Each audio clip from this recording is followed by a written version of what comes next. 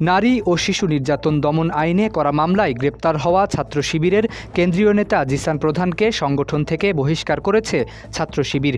একই সঙ্গে অভিযোগের সত্যতা প্রমাণিত হলে ভুক্তভোগী নারীকে সব ধরনের আইনি সহায়তা দেওয়ার আশ্বাস দিয়েছে সংগঠনটি।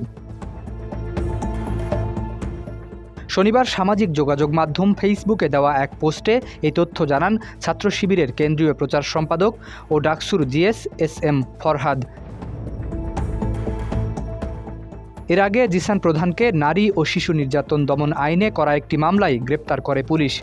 মামলায় তার বিরুদ্ধে বিয়ের প্রতিশ্রুতি দিয়ে এক তরুণীকে ধর্ষণ এবং জোরপূর্বক গর্ভপাত ঘটানোর অভিযোগ আনা হয়েছে।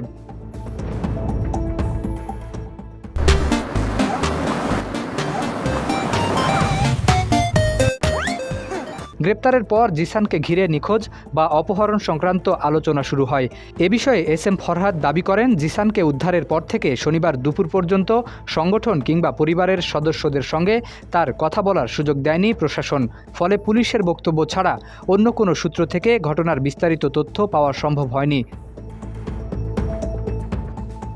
ফরহাদ আরও জানান, মামলার বাদী বিধবা নারীর বড় বোনের সঙ্গে তাদের কথা হয়েছে। তিনি জানিয়েছেন, গতকাল বিকেলে 15 থেকে 20 জন পুলিশ সদস্য ওই নারীকে বাসা থেকে নিয়ে যায়। সর্বশেষ তথ্য অনুযায়ী ওই নারী ও তার বাবাকে এখনও পুলিশের হেফাজতে পৃথক অবস্থায় রাখা হয়েছে বলেও দাবি করেন তিনি। ছাত্র শিবিরের এই কেন্দ্রীয় নেতা বলেন, সংশ্লিষ্ট কোনো পক্ষের সঙ্গে সরাসরি যোগাযোগ করতে না পারায় ঘটনার প্রকৃত রহস্য বা বাস্তবতা এখনও পুরোপুরি উদ্ঘাটন করা সম্ভব হয়নি।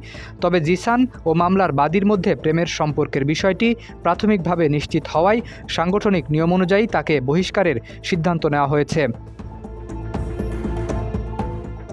পোস্টে তিনি আরও বলেন, অভিযোগের বিষয়ে কোনো ধরনের অপরাধ প্রমাণিত হলে ভুক্তভোগীকে সকল প্রকার আইনি সহায়তা প্রদান করবে ছাত্র শিবির। শরীফ উদ্দিন, ইত্তেফাক নিউজ।